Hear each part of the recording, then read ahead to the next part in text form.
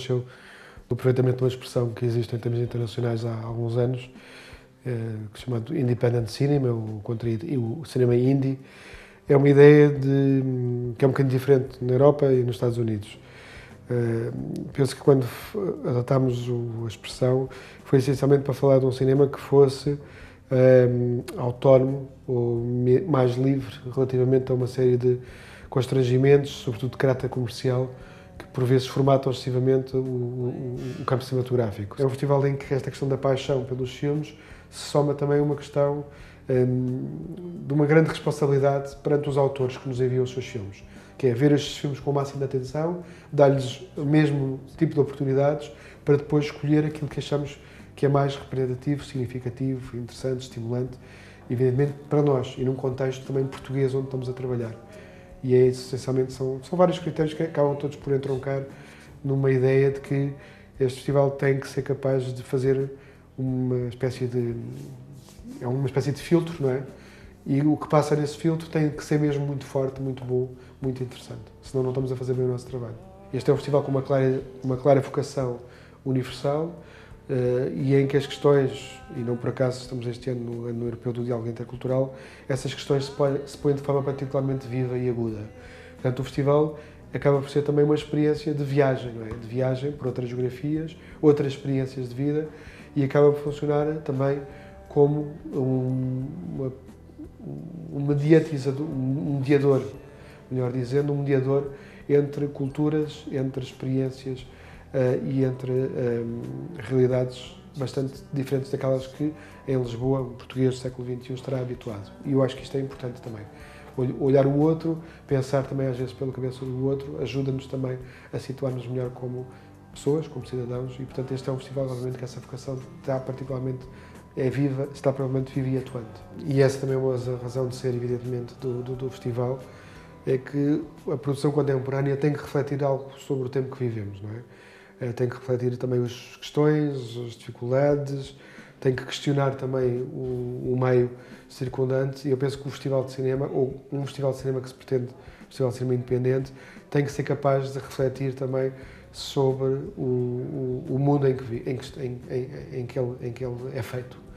E, portanto, as escolhas de programação também refletem isso. Não é? Este é um festival que, essencialmente, programa muitos filmes de caráter político em primeiro grau ou em segundo grau, por uma razão também muito simples. A maior parte da produção independente de cinema é uma produção, se quisermos, de caráter militante. Se calhar não no sentido tradicional, mas de uma militância que tem a ver, essencialmente, com questões de cidadania, com uma participação ativa nas principais questões de cada sociedade e do tempo em que ela vive.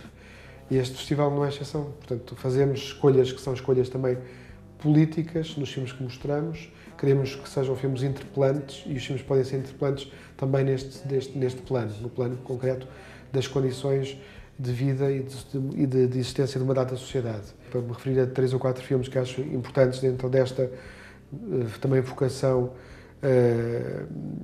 política do festival, eu diria que temos 2 filmes que de certa maneira são um espelho um do outro, que são o filme do Ulrich Seidel, Import-Export, e o filme de Ken Loach, It's a Free World, e que ambos falam de questões que são sobretudo questões das sociedades europeias desde o princípio do século XXI.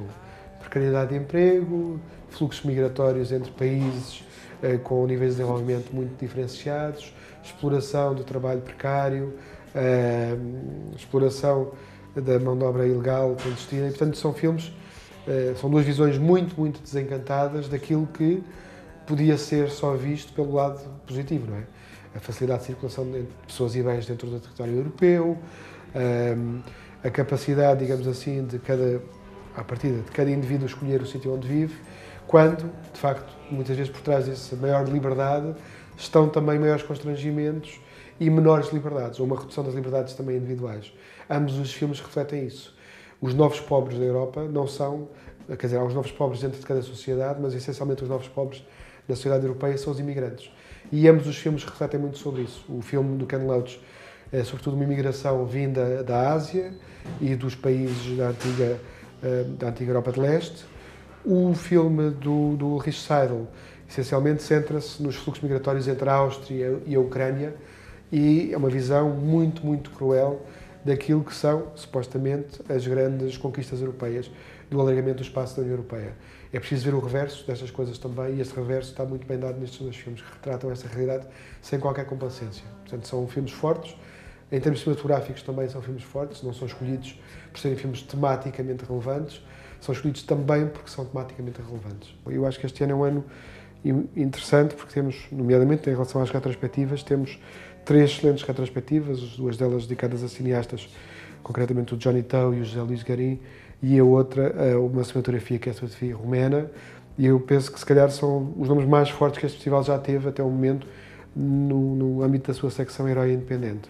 Desde a primeira edição temos tido sempre, acho eu, um número importante de filmes, sem querer baixar nunca, e acho que conseguimos fazer, sem querer, entre aspas, baixar o nível só para ter mais filmes portugueses, temos conseguido ter mais filmes portugueses, temos tentado também encontrar esses filmes portugueses novos, inéditos, de jovens cineastas ou de cineastas já mais veteranos, mas que partilham, digamos assim, de uma certa ideia de que o cinema português precisa de estar a fazer um cinema interessante, estimulante e com potencial também de circulação internacional a um nível, enfim, evidentemente, de um cinema de autor. E eu penso que isso está a ser conseguido.